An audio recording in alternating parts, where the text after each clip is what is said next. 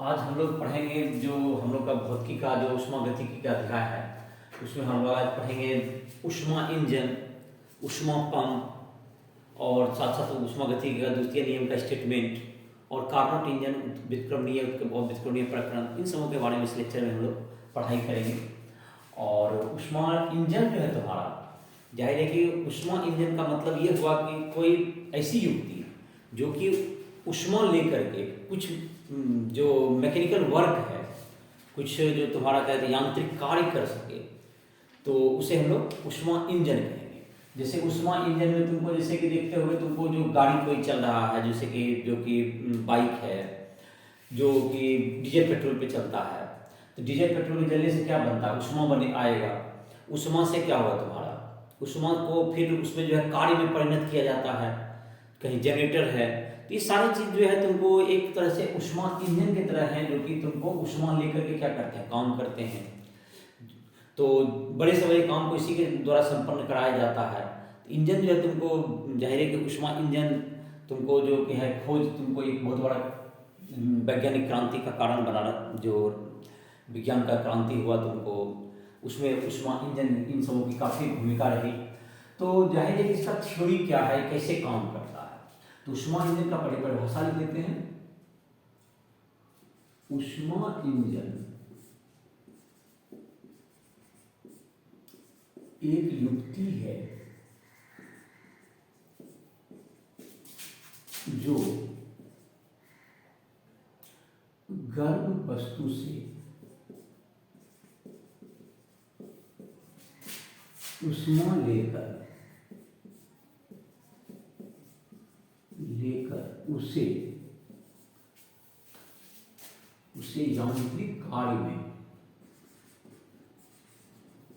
उसे यांत्रिक कार्य में परिणत कर देता है, उसके यांत्रिक कार्य में परिणत कर देता है। तो इस युक्ति को हम लोग ऊष्मा इंजन कहेंगे। तो ये गर्म वस्तु से लेगा ऊष्मा, Q1 ऊष्मा लेता है। जैसे यहाँ इसका अगर डायग्राम बनाएं तो यहाँ पर ऊष्मा स्रोत कह सकते हैं, या गर्म वस्तु जो कि ऊष्मा का स्रोत होगा। गर्म वस्तु जो ऊष्मा का स्रोत है, तो ऊष्मा स्रोत से ये क्या लेगा, कुछ ऊष्मा लेगा। ये ऊष्मा मान लेते हैं कि तुमको Q1 ऊष्मा आया, Q1 ऊष्मा लिया ऊष्मा, और इससे कुछ क्या होगा, तुमको कुछ यांत्रिक कार्य संपन्न किया जाएगा। ये यांत्रिक कार्य बराबर W, यांत्रिक कार्य कितना संपन्न कराया जाए, W के बराबर।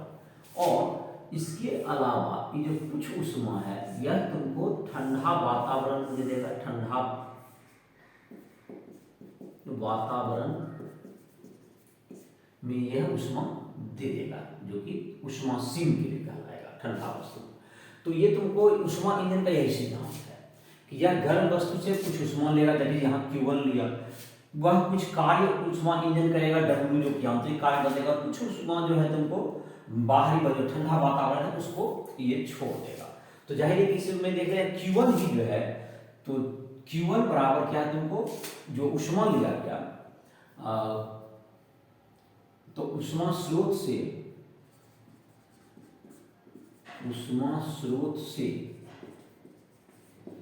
ली गई ऊष्मा Q1 है, तथा इंजन के द्वारा किया गया यांत्रिक कार्य W एवं ठंडे वातावरण को दी गई ऊष्मा Q2 है, तो Q1 बराबर W प्लस Q2। तो W बराबर क्या होगा, Q1 माइनस Q2, W बराबर Q1 माइनस Q2। तो ये तुमको हो गया कार्य। अब जहां तक कि ऊष्मा इंजन की दक्षता की बात है, ऊष्मा इंजन की दक्षता क्या निर्धारित होगी, कितना दक्ष है, तो यह तुमको इंजन कितना कार्य करता है, कितना ऊष्मा लेने पर, उसके अनुपात को हम लोग क्या कहेंगे, ऊष्मा इंजन की दक्षता। दक्षता लिखिए। किसी इंजन के द्वारा किए गए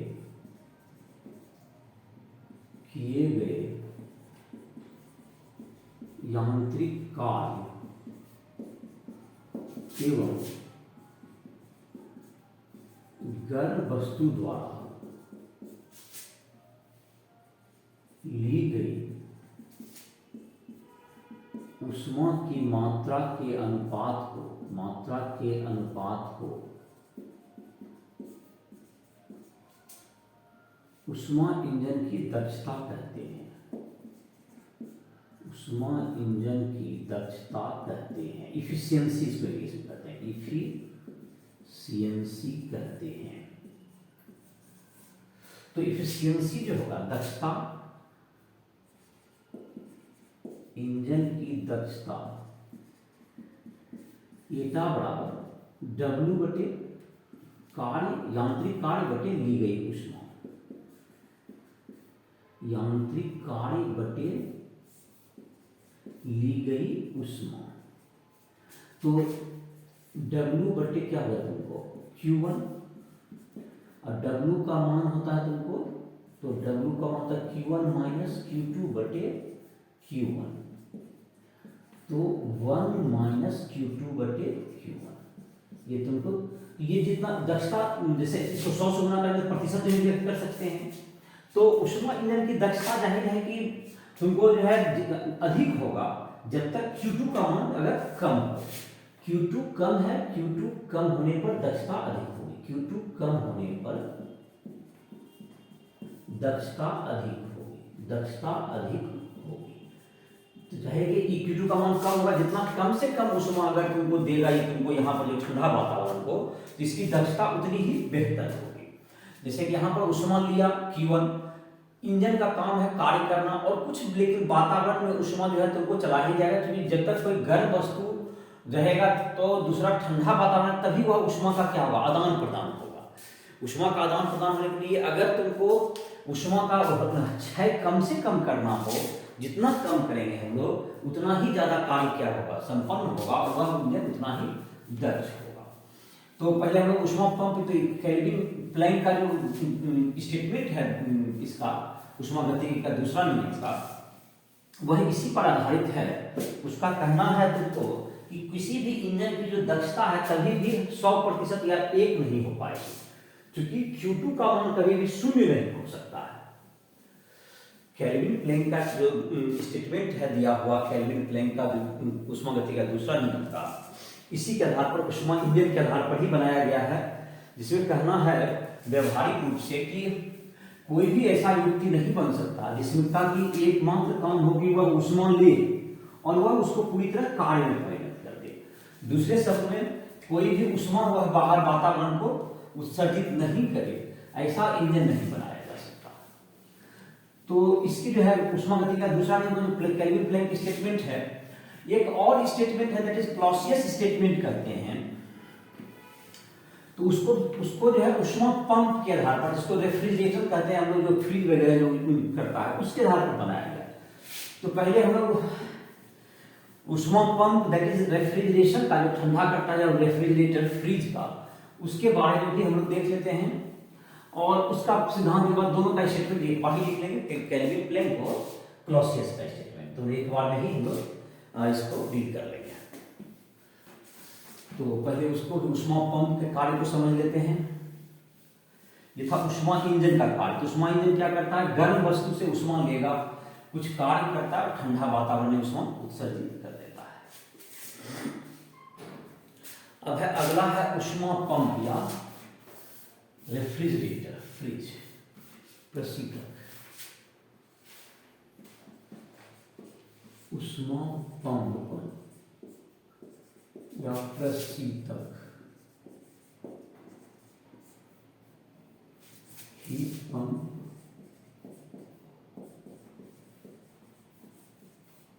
और रेफ्रिजरेटर, रेफ्रिजरेटर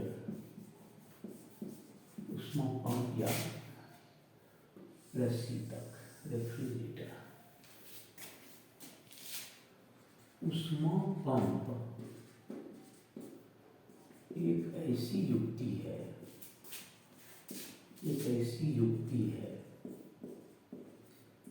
जो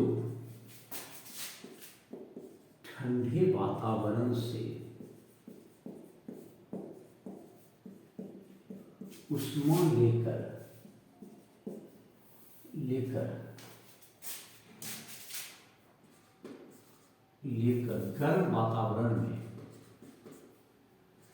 गर्म वातावरण में उष्मा मुक्त करती है। तो इसमें जैसे क्या है कि ये तुमको गर्म जैसे कि है, तुमको इसमें देखो फ्लो चार्ट जो तुम्हारा है, इसमें जैसे कि मानते ये गर्म वातावरण में उष्मा छोड़ना है, ये गर्म वातावरण, ये गर्म वातावरण हो जाएगा तुमको। और यहाँ पर जो है तुमको ये जो तुमको इसका जो है इस ढंग से देखो बनेगा, जैसे तीर का निशान रख देंगे। यहाँ पर है तुमको कुछ कार्य करना पड़ता है, यांत्रिक कार्य। इसका डायग्राम समझाते हैं, पहले बना देते हैं। यांत्रिक कार्य यहाँ पे किया जाएगा और यहाँ पर से उष्मा ये लिएगा। ये तुमको देखो तीर का निशान बदल गया, ये ठंडा वस्तु है। ठंडा वस्तु से क्या करना है, उष्मा लेना है इसको। उष्मा यहाँ उष्मा लिया, ये Q2 उष्मा ली गई उष्मा Q1, और यहाँ पर कुछ यांत्रिक कार्य किया जाएगा इस पर, और उसके बाद यहाँ से Q1 उष्मा जो है तुमको वातावरण में छोड़ दिया जाएगा। क्या ये Q1 जो है उष्मा, Q1 उष्मा वातावरण को दी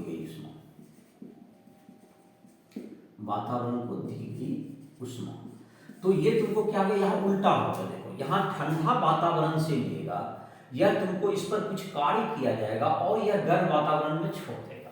तो जाहिर है कि ऐसे नेचुरल लॉ तो ये नहीं है कि तुमको ठंडा वातावरण से ले करके गर्म में कैसे उष्मा फेंकिएगा। तो इसके लिए क्या विधि बनाया जाता है, इसके लिए एक जो तुमको है, एक जो माध्यम जो बनाया गया है, जैसे कि ये तो नेचुरली तो गर्म से ठंडा आना ये तो ठीक है, लेकिन यहाँ पे ठंडा वातावरण से लेकर के कैसे किस प्रकार की युक्ति बनाएंगे कि ये तुमको गर्म वातावरण में क्या करेगा। ये ठंडा वस्तु से गर्म वस्तु, जैसे फ्रिज में रहता है, फ्रिज के अंदर का ताप कम रहता है और लेकिन अंदर का ताप को ही क्या करना और कम करना, तो वहां से उष्मा क्या करना पड़ेगा, बाहर फेंकना पड़ता है हमको। तो इसके लिए तुमको ये जो हीट पंप का सिद्धांत काम करता है। तो उष्मा पंप जो है तुमको, तो उष्मा पंप का तुमको काम करेगा, तो इसमें क्या होगा, तो ऐसा युक्ति है जो कि उष्मा को बाहर की ओर फेंकेगा। तो इसको कैसे बनाएंगे हम, देखो। तो इसके लिए क्या करते हैं, एक युक्ति होता है तुमको, एक द्रव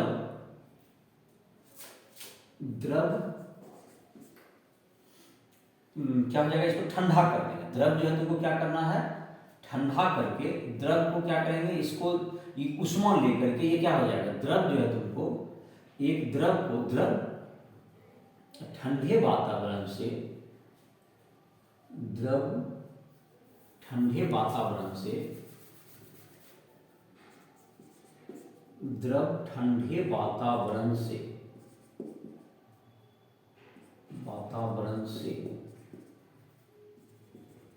उष्मा Q2 ग्रहण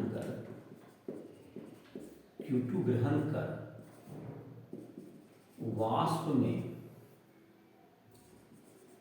परिणत हो जाता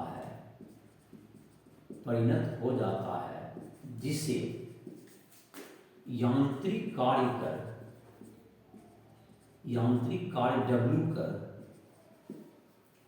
W कर पुनः द्रव में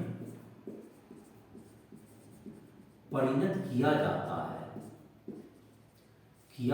है तथा जिसके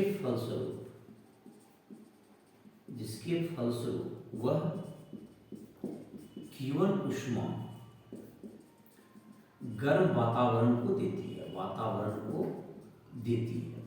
तो इसमें क्या होगा, पहले तुमको क्या किया गया, Q2 जो है उष्मा यहाँ से लिया, उस पर कुछ पहले की द्रव था, द्रव जो हम लोग रेफ्रिजरेंट कहते हैं, प्रशीतक जो पदार्थ होगा, जो कि अभी तक जनरली तुमको याद है, जो कि कुछ प्रशीतक पदार्थ का नाम है, जैसे कि CFC क्लोरोफ्लोरोकार्बन, कुछ हाइड्रोकार्बन भी इसमें काम करते हैं, अभी द्रव लिक्विड अमोनिया काम करता है, तो वो क्या करेगा, जो लिक्विड अमोनिया है वह Q2 उष्मा लेकर के क्या बन जाएगा, गैस में बदल हो गया। जाहिर है किसी को द्रव में से गैस बदलने की उष्मा चाहिए।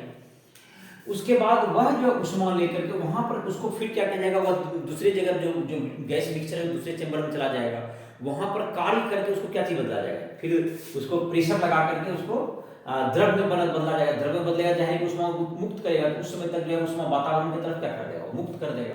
इस स्थिति में क्या हो गया, Q2 प्लस W, Q2 उष्मा लिया, कार्य तुमने W किया और Q1 बाहर छोड़ दिया, तो W बराबर क्या होगा, ये भी Q1 माइनस Q2।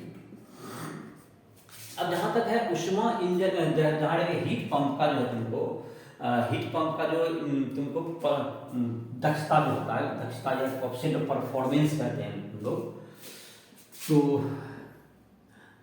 दक्षता गुणांक कह सकते हैं इसको, दक्षता गुणांक, coefficient of performance, coefficient of performance,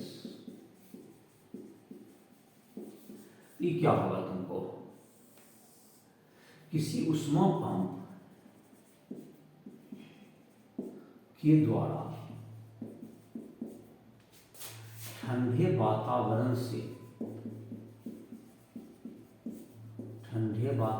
से ली गई उष्मा एवं किए गए आंतरिक कार्य के अनुपात को उष्मा पंप का निष्पादन गुणांक कहते हैं। निष्पादन या दक्षता गुणांक कहते हैं। तो दक्षता गुणांक जो तुमको सिग्मा बराबर है Q2 बटे W।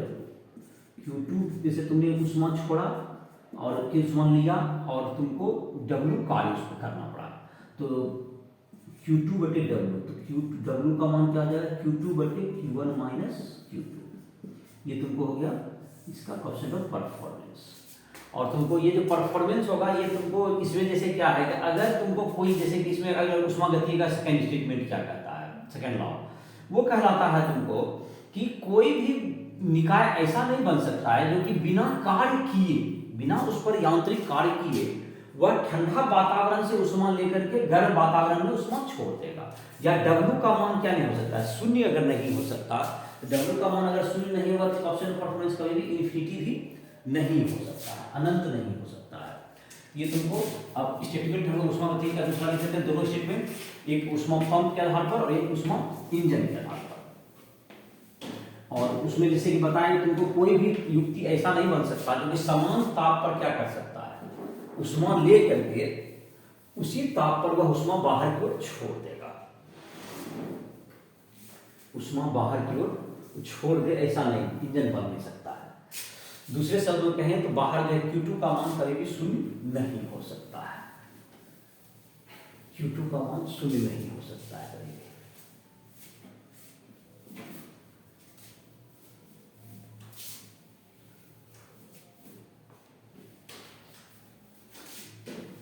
Q2 का मान शून्य नहीं होगा। उष्मागतिकी का दूसरा नियम लिखते हैं।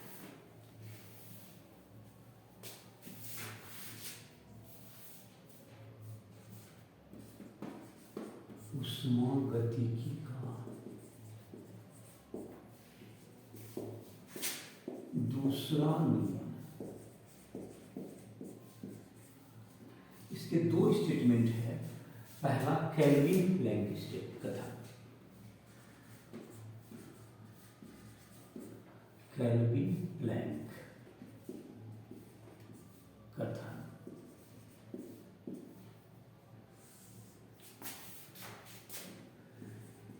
किसी उष्मा इंजन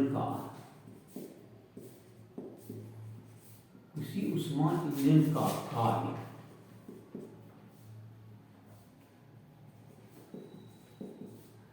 सिर्फ यह नहीं हो सकता है या नहीं हो सकता है कि वह गर्म वातावरण से, वह गर्म वस्तु से ऊष्मा लेकर उसे पूर्णतः यांत्रिक कार्य में परिणत कर दे, यांत्रिक कार्य में परिणत कर दे, परिणत कर दे। तो इसको पूर्णतः नहीं कर सकता है। इस प्रक्रिया में कुछ ऊष्मा ठंडे वातावरण को अवश्य मुक्त होगी। तो ये तुमको कभी भी दूसरे शब्दों में ऊष्मा इंजन की दक्षता कभी भी 100% नहीं हो सकती, 100% नहीं हो सकती है। ये कभी भी 100% नहीं हो सकता है इसका इंजन की दक्षता। तो जैसे कि हो गया तुमको, मतलब इस दक्षता था ईटा बराबर 1 - Q2/Q1। तो ये तुमको Q2 is never equal to 0। Q2 कभी भी पूर्णतः शून्य नहीं हो सकता। अतः ईटा हमेशा 1 से कम होगा। यही है तुमको केल्विन प्लैंक का स्टेटमेंट। दूसरा स्टेटमेंट जो है तुमको उष्मागति का दूसरा नियम का ही जो है तुमको, चलो इसको मिटा करके ही लिख देते हैं, दैट इज क्लॉसियस स्टेटमेंट है। वह तुमको ऊष्मा पंप के आधार पर है। तो क्लॉसियस स्टेटमेंट इसके बाद लिख देते हैं दूसरा नंबर में। उष्मागतिकी का दूसरा नियम का दूसरा स्टेटमेंट है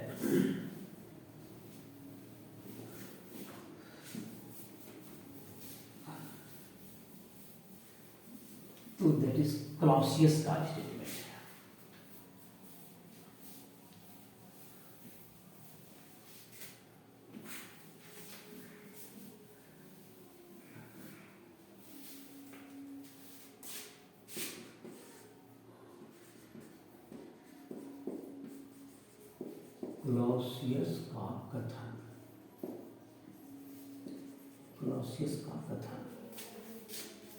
क्लॉसियस का कथन क्या होगा? किसी ऊष्मा इंजन की, किसी ऊष्मा पंप का किसी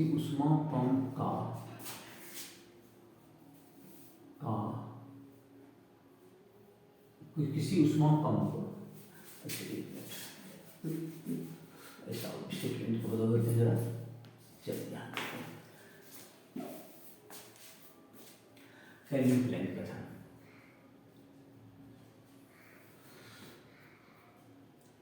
कोई ऊष्मा पंप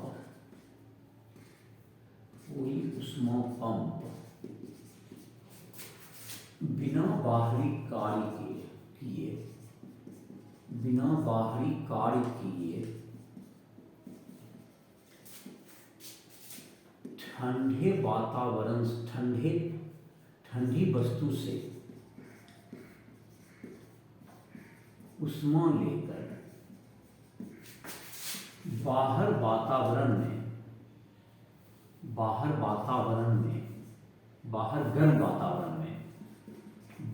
गर्म वातावरण में ऊष्मा मुक्त नहीं कर सकता है। दूसरे शब्दों में ऊष्मा पंप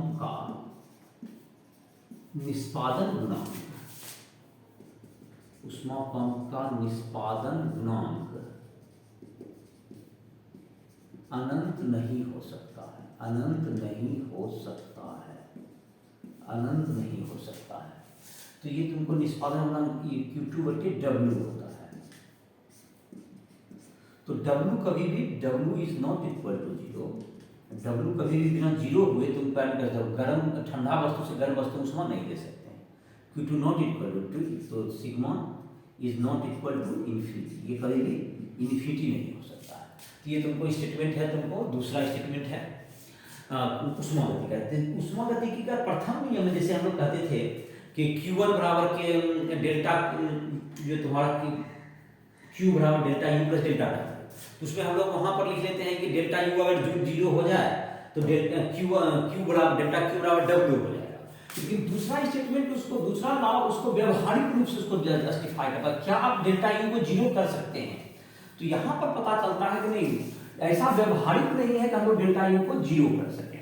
अगर पहला स्टेटमेंट जब प्रथम नियम अगर 0 हो तो ऐसा हो सकता है, लेकिन दूसरा स्टेटमेंट उसको व्यवहारिक रूप से देखता है तो वो से कहता है कि डेल्टा U कभी भी आप शून्य नहीं कर पाएंगे। तो ये दोनों में क्या है, एक मतभेद है। अब है तुमको, इसके बाद है तुमको अगला जो तुमको है टॉपिक है व्युत्क्रमणीय एवं अव्युत्क्रमणीय प्रकरण। व्युत्क्रमणीय प्रकरण वह प्रकरण हुआ जो कि पूर्णतः अपने आपको क्या कर ले, जब पूरा रिटर्न बैक हो जाए प्रोसेस, तो उस स्थिति में जो है तुमको वातावरण में या निकाय में कोई भी क्या करे, ऊष्मा का उत्सर्जन या ग्रहण नहीं करे, पूरी तरह से रिटर्न बैक हो जाए। तो ऐसा प्रकरण जो है तुमको व्युत्क्रमणीय प्रकरण कहलाएगा। व्युत्क्रमणीय प्रकरण, रिवर्सिबल प्रोसेस, वह प्रकरण जो निकाय पर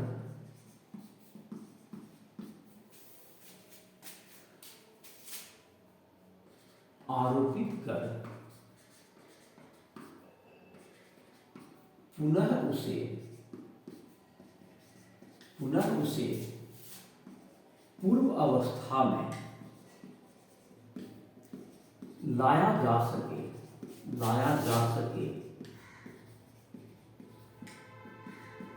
व्युत्क्रमणीय प्रकरण कहलाता है। व्युत्क्रमणीय प्रकरण कहलाता है, व्युत्क्रमणीय प्रकरण कहलाता है। पुनः निकाय को पूर्व अवस्था में लौटने पर, निकाय को पूर्व अवस्था में लौटने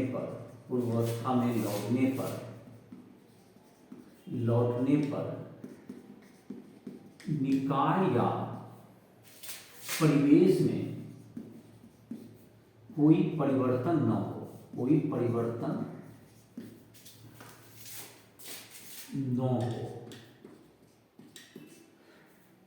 उत्क्रमणीयता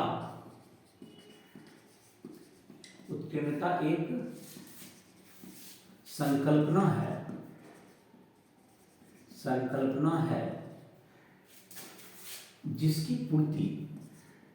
जिसे पूर्णतः प्राप्त नहीं किया जा सकता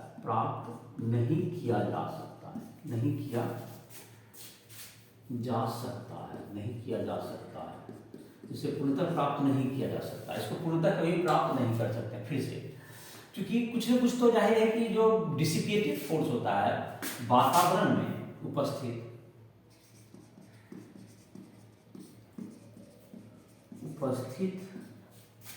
घर्षण इत्यादि के कारण ऊष्मा की क्षय होती है, जिससे वह प्रक्रिया पूर्णतः उत्क्रमणीय नहीं हो पाता है। उत्क्रमणीय नहीं हो पाता है, नहीं हो पाता है।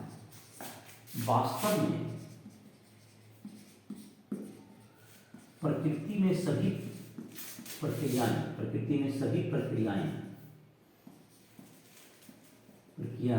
अनुत्क्रमणीय होती है, अनुत्क्रमणीय होती है, अनुत्क्रमणीय होती है, इरिवर्सिबल होती है। मतलब ये तुमको उत्क्रमणीय नहीं होगा, क्या होगा, ये रिवर्सिबल ना होके इरिवर्सिबल होता है ये प्रक्रिया, ये तुमको उत्क्रमणीय नहीं होता है। उत्क्रमणीयता खाली एक कंसेप्ट है, जो कि आइडियल कंसेप्ट है, जिसकी पूर्ति नहीं हो पाती है, लेकिन उसके करीब रहेंगे तो हम लोग को जो ऊष्मा का हानि है ये सब क्या होगा, तुमको किसी इंजन की दक्षता ये सब बेहतर हो सकती है। जैसे हम लोग एक इंजन के बारे में पढ़ेंगे जिसका नाम है कार्नोट इंजन, तो जो कि एक उत्क्रमणीय प्रक्रम पर आधारित है, ये जो कि जिसके 4 चक्र होते हैं, 4, जिसको 4 स्ट्रोक भी कहते हैं। ये 4 स्ट्रोक इंजन है जिसके 4 चक्र होते हैं, जिसमें कि 2 रुद्धौष्म और 2 समतापीय प्रक्रम होते हैं। और यह भी एक आदर्श इंजन है, यह आदर्श इंजन है, इसके बारे में डिटेल हम लोग देखते हैं किस प्रकार से ये काम करता है। तो Carnot engine,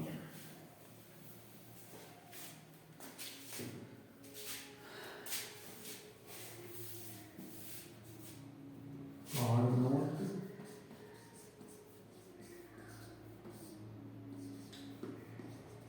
engine,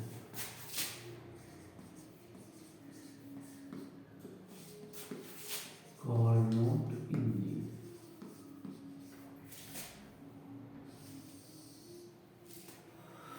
Carnot engine. Carnot engine क्या होगा, तुमको ऐसा तुमको इंजन जो कि कार्नोट इंजन, ऐसा इंजन जो कि तुमको यह एक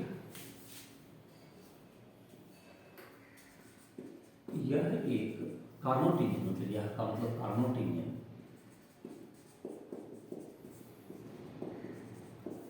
एक आदर्श इंजन है, एक आदर्श इंजन है, जिसमें 4 प्रक्रम के बाद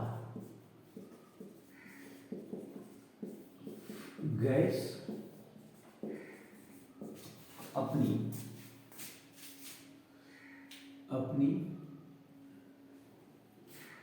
पुरानी प्रावस्था में लौट आती है, पुरानी प्रावस्था में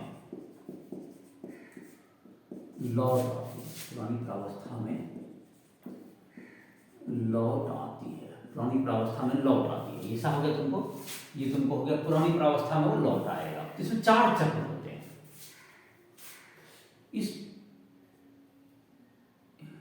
इस इंजन के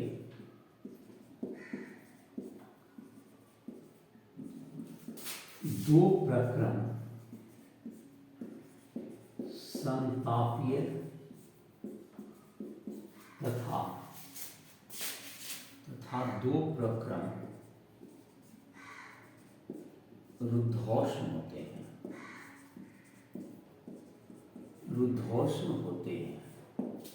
इसमें 2 रुद्धौष्म प्रक्रम होता है और 2 समतापीय होते हैं।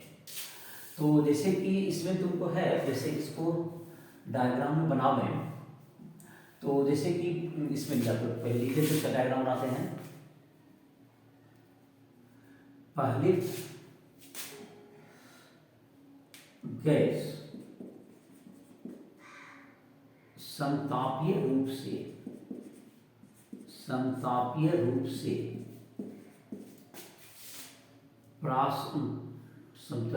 प्रसार करता है, प्रसार करने के लिए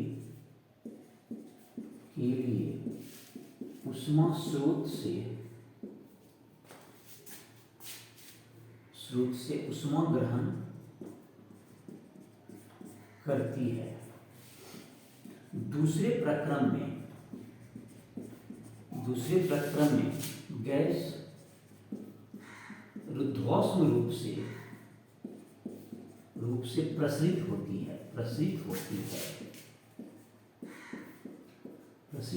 है।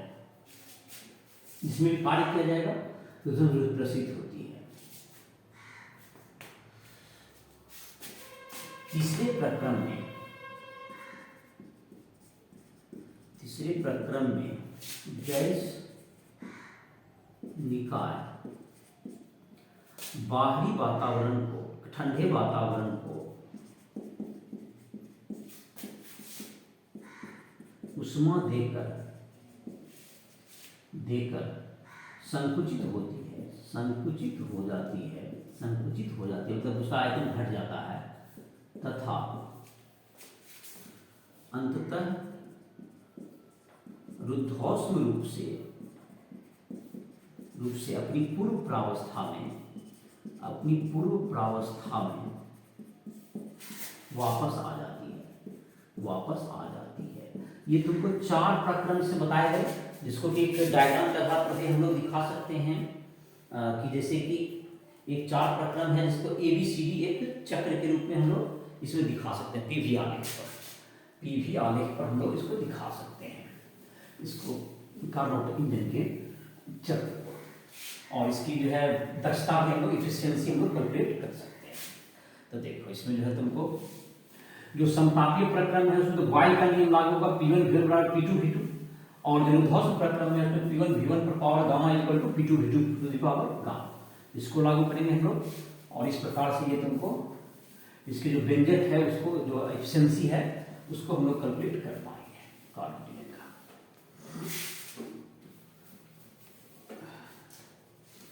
तो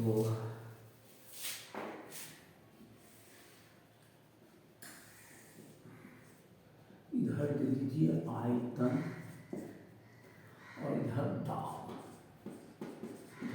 हो गया पीवी आलेख पर। ये तुमको जहां तक है पीवी आलेख पर, यहां से यहां गया और ये यहां पर लौट के आ गया, तुमको ये पुनः अपने जगह पर आ गया। ये ए से स्टार्ट किया, ये तुमको ए बी तक गया, फिर बी से कहाँ चला गया तुमको सी तक गया, और सी से फिर लौट करके तुमको डी आया, और डी से फिर A B C D A. ये समतापीय है, समतापीय ताप बराबर T1। ये भी है समतापीय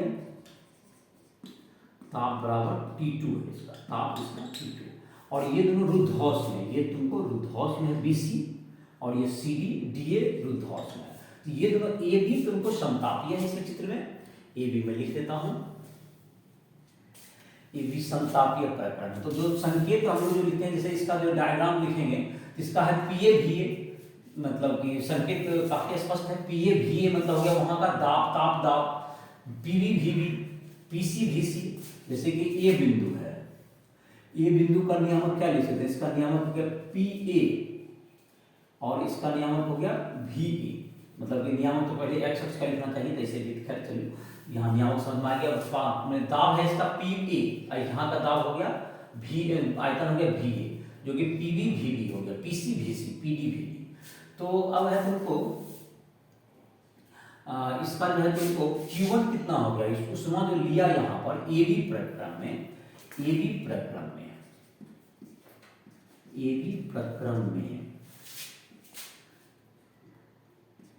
ली गई उष्मा Q1 बराबर समतापीय है, Q1 बराबर WAB बराबर हो जाएगा N2.30। समतापीय का परिभाषा सूत्र होता है W बराबर 2.303 nRT1 का ताप है, log 10 रेस पर VV/V। इसमें संकेत बहुत ही स्पष्ट है। N हो गया गैस के मोलकों की संख्या, R हो गया तुमको गैस के ताप, T1 हो गया तुमको गर्म वस्तु का ताप केल्विन में जाएगा। VV तुमको हो गया मैंने कि आयतन, लास्ट में B पर आयतन बटे V, संकेत बहुत ही स्पष्ट है। तो इसमें तुमको Q1 और Q2 का Q1 निकल गया।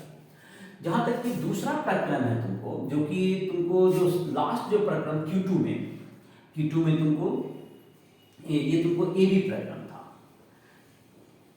तो डी मतलब ए बी, बी सी तुमको ध्वस्त हो गया, सी डी प्रक्रम में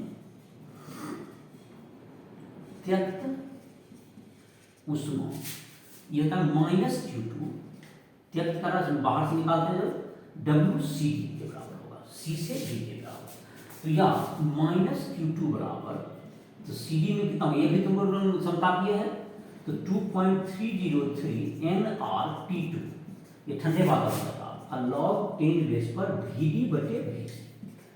तो ये जो W मतलब यहाँ पर जो तुम्हारा मान निकला है Q2, जब Q2 माइनस इधर कर देंगे तो माइनस 2.303 nRT2 लॉग 10 बेस पर Vd बाय Vc।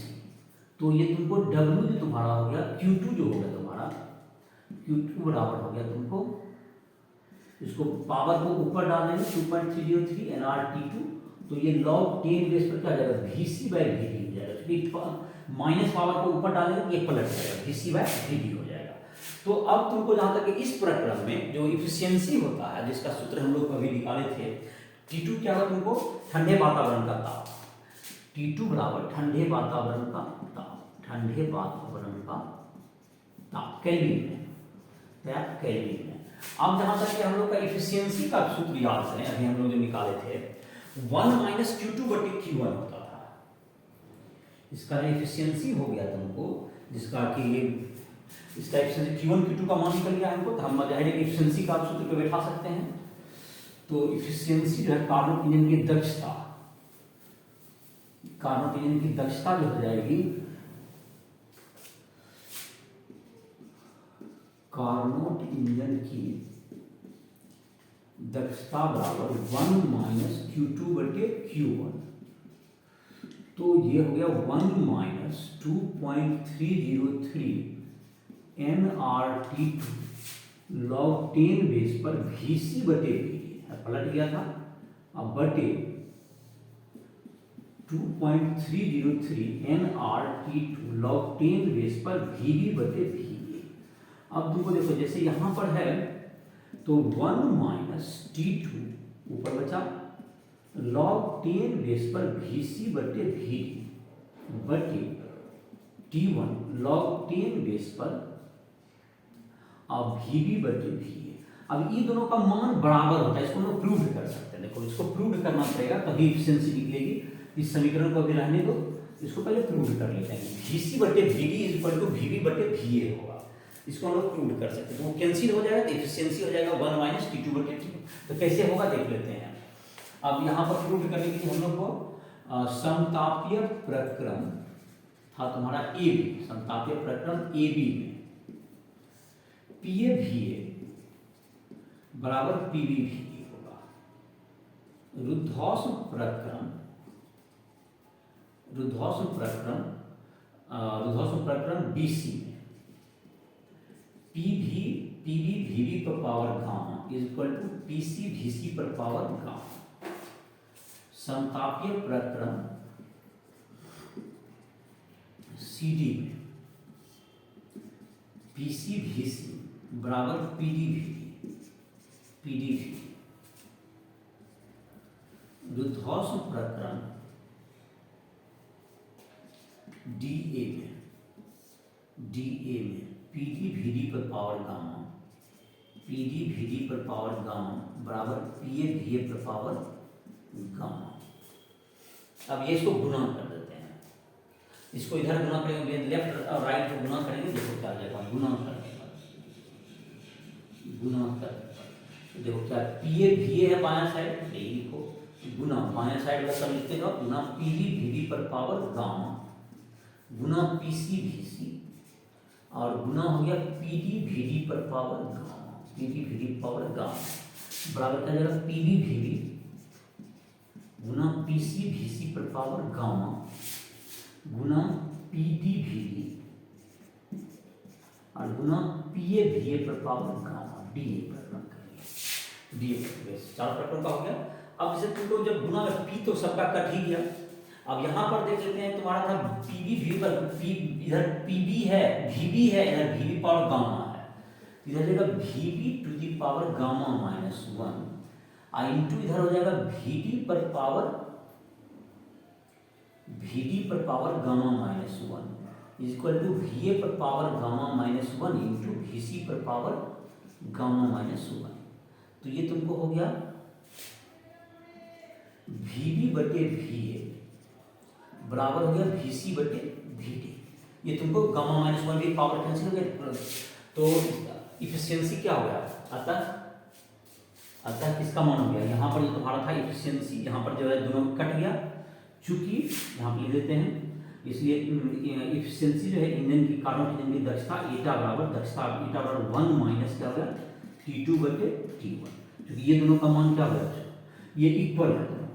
तो यहाँ पर लिख दोगे एक में इसको समीकरण बना लो, इस समीकरण एक में मान रखने पर, तो इसको मान रख दो, एक में मान रखने पर ऐसा करना, यहाँ एक के बाद तुम्हारा जैसे बोर्ड तुम तो लिख सकोगे कॉपी में इसको लिख लोगे, तो एक में मान रखने पर तो ये तुम्हारा क्या हो गया, इस दोनों ऊपर नीचे कट जाएगा, उसके ये मान आ जाएगा तुम्हारा इफिशियंसी का मान आ गया, मतलब कि जो दक्षता का मान है तुमको 1 माइनस T2 बटे T1। पहले ये लिख लोगे, फिर ये तुमको लिख लो, या पहले इसी को लिख सकते हो, पहले इसी को लिख लो, फिर तक इसको लिखना शुरू करो, ये भी कर सकते हो, तुमको इसको उल्टा कर सकते हो, मतलब कि इंजन की दक्षता बाद में ही स्टार्ट कर सकते हो, इसको पहले ही प्रूव कर लो, अब बाद में यहाँ जब दक्षता लिखोगे तो यहाँ पर पूरा उतार देना, ये भी ठीक रहेगा।